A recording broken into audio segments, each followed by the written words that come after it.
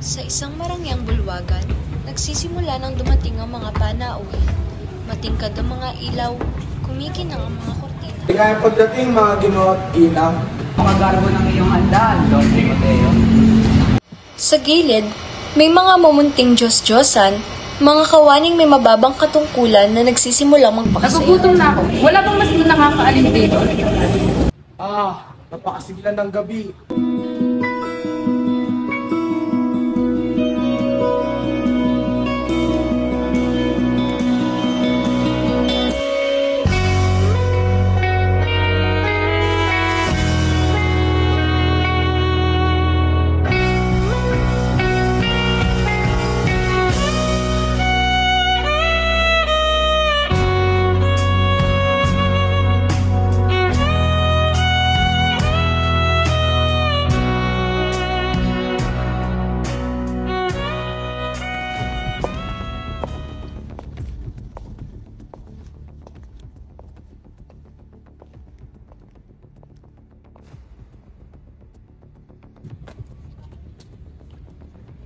Ay, nandyan po pala kayo, Doña Victorina. Ang patingin mo. Yung higa. Tama na ang palanggi. Dahil na ipunta sa Dumating ang bagong kasal, sina Paulita at Juanito, kasama si Doña Victorina at iba pang panauhin. Maririnig ang pagbati at bulungan. Na sila Pisquis at Cupido sa Olimpo. Huwag kang magmadali, Bensay. Hindi pa nagtatagal. Hintayin mo na lang sila mamaya. Ang mga babae ay nagmamasid sa suot ni Paulita. Pinag-uusapan ang kanyang trahe at itsura. Ang mga lalaki naman ay panayang tingin at bulungan tungkol sa bagong kasal. Habang dumadami ang bisita, nagsisimulang mainip at mangalay si Don Timoteo. Panayang lingon sa pintuan, wala pa ang Kapitan General. Nasaan na siya? May isang Diyos na lumapit sa kanya at pumuna ng kanyang deklarasyon. Hindi magandang yung mga komo ng iyong dingding. Tila ito'y nadudungisan ng mga dumi. Ha? Nagdudungisan? Sa bagamat galing sa Europa at siya na pinakamahal dito sa Maynila. Ang General! Ang Kapitang General! Kumiti ba ako o kailangan na magseryoso? Papa, inausaw ang palumpati. Dumating na si Kapitan General, nakasuot ng marangyang damit na puno ng brilyante. Ang mga bisita ay nagbigay galang. Inangkin na ng General ang buong bahay.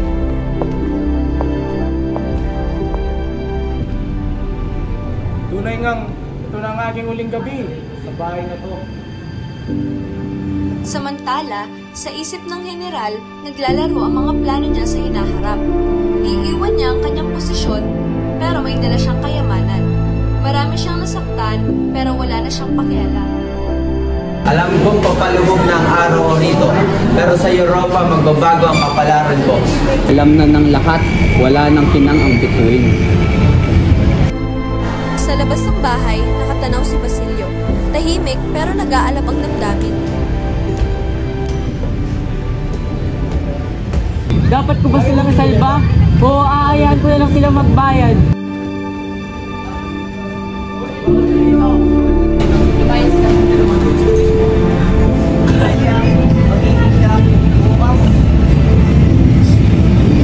Sagani, lumayo tayo rito. Delikado. Hindi ko siya iwan. Sa loob, ang mga bisita ay patuloy na nagpupunting. Walang kalam-alam sa sasabihin nila. Sa isang sulok, may isang papel na naglalaman ng isang nakakagulantang na pahayag.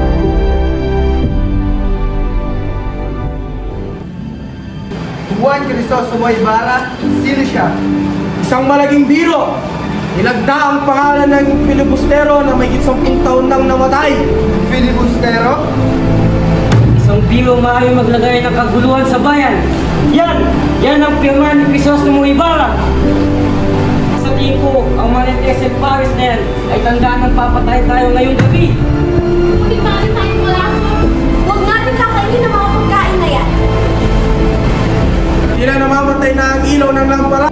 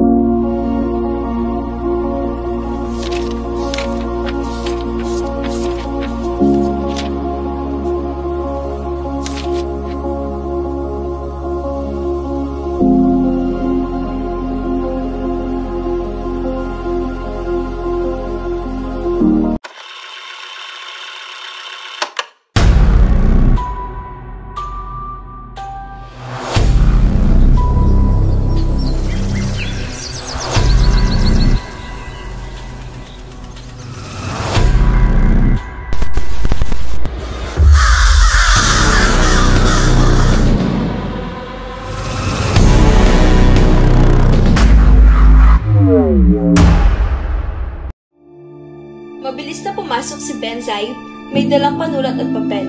Ibinato niya ang sombrero sa mesa at naupo.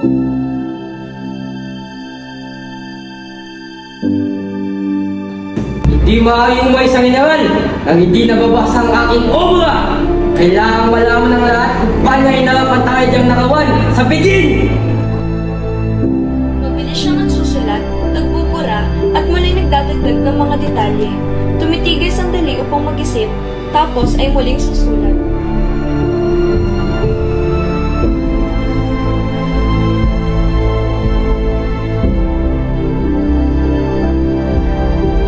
Isang bayani ang inaral. Sa kabila ng panganib, siya'y nanatiling matatag. Pinuhi ng Diyos sa kanyang kadakilaan na mistulang galing sa langit upang protektahan ang dangal ng Espanya. Tumatawa siya kasi sa kanyang isinusulat.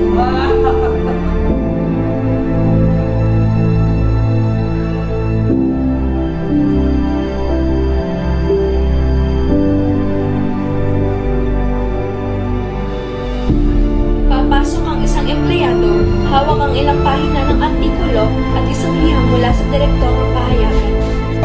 Bilay ka po ng direktor ang inyong artikulo. May kalaking lang utos mula sa general. Ano? Pinagbabawal ang paglalala ng insidente at itinuloy pa itong isang katang isip. Pinatay nila ang aking anak, ang aking obra. Isa itong obra maestra na dapat sana mag-iwan ng tatak sa kasaysayan ng periodismo. Papasok si Benzay, bitbit ang isang notebook at panulat.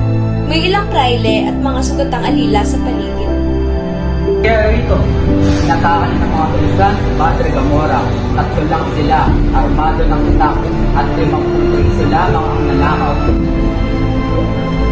Hindi maaaring 3 lamang. Hindi ito kapanapanabik. 40 pulisan, armado ng revolver at escopeto. Malulupit, walang awang sumasalakay. Pinagtanggol ni Padre Gamora ang sarili. Gamit lamang ang isang stilya.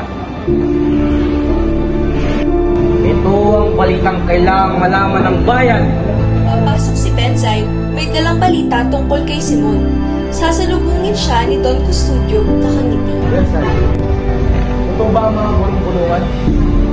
Hindi at kahit sadya matagpuan.